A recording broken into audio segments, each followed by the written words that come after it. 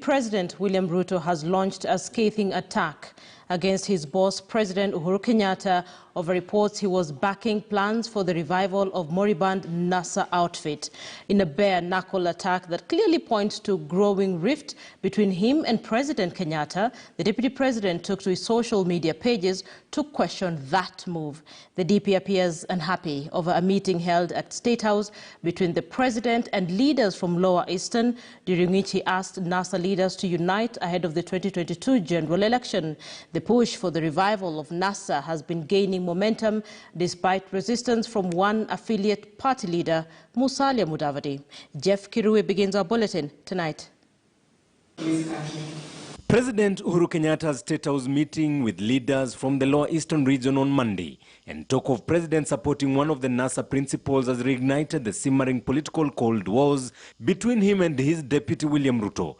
In a post directed at President Uhuru Kenyatta, DP Ruto asks, and I quote, "So what happens to the Thurakus, the Kumira contingent, the 8 million of us who woke up early and voted 3 times for Uhuru Kenyatta William Ruto ticket?" End of quote.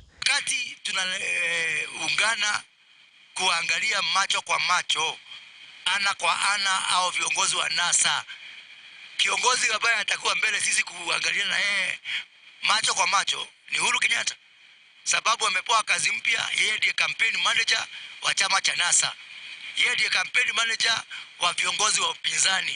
In another tweet, the DP further puts to task his boss, asking him, and I quote, "Was the destruction or dismembering of Jubilee a national party meant to pave way for support of regional or tribal parties in NASA?" The DP goes further, asking, now with the collapse of Jubilee, isn't it fair for those who can't fit in ethnic parties to build UDA as an alternative national party? End of quote. We are on our own.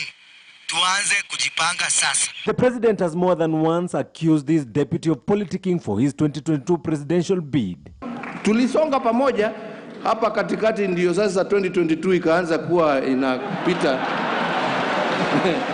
In 2019, through Executive Order Number 1, President Kenyatta technically anointed Interior CS Dr. Fred Matiang'i as Super CS, entrusting him to run his development engine, a role that was previously being performed by DP Ruto. I have done much more than I was able to do even in my first term. Why? Because I have been able to focus myself, working in conjunction with my colleagues, and being able to focus on the development agenda, not the political agenda. The revival of NASA, according to political analyst Herman Manyora, points to a bigger scheme heading to 2022 general election. It's not about NASA. It's about the game plan of Uhuru and Raila, the game plan of the handshake. That you bring all the regional kingpins together in one formation. Make them agree to a deal that so-and-so is the president. When we win with a new constitution, so-and-so will be the prime minister, and so on and so forth.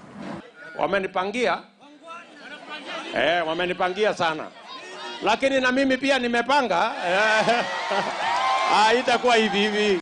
The Cold Wars between President and his deputies redirecting the interests elsewhere. The burial of mother of ANC party leader Musalia Mudavadi early January, giving what perhaps could be the clearest indication that his support is elsewhere. Kuna jamii tu mbili za Kenya ambazo zimetawala, labda ni nafasi ya jamii nyingine pia kutawala.